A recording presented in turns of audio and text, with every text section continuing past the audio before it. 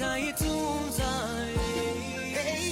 Nchi yangu ni urithi wangu, zawadi ya pekee nitaitunza.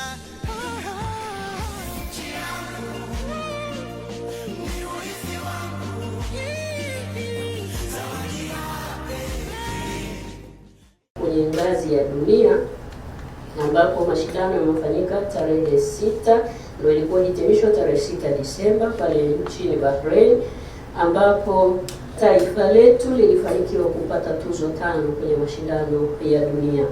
Mheshimiwa Rais, tuzo ambazo tumezipata, moja ni eneo bora la utalii wa safari duniani, World's Leading Safari Destination, ambapo tumeshinda, na hii ndio tuzo kubwa kidunia, na tukaipata tuzo kubwa kabisa ambayo leo hii tutakukabidhi, nayo inaitwa African Leading Destination, kituo bora cha utalii barani Afrika.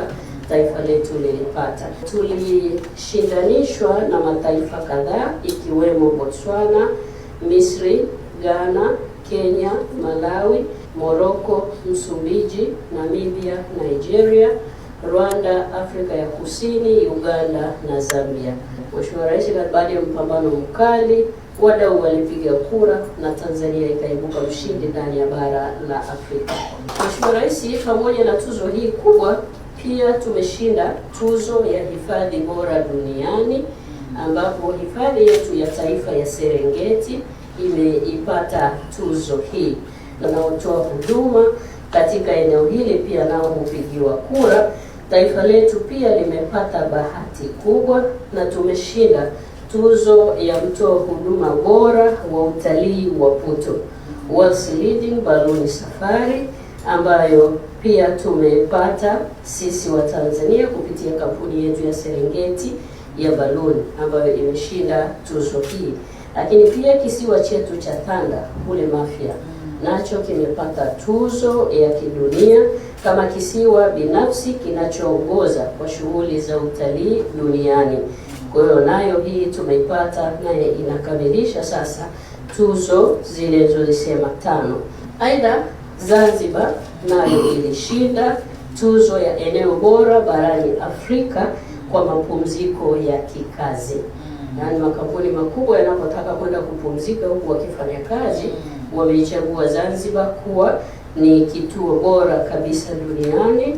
Na Mheshimiwa Rais, tuzo hii tulikabidhi kwa Mheshimiwa Rais wa Zanzibar na mwenyekiti wa Baraza la Mapinduzi mwishoni mwa mwezi Disemba.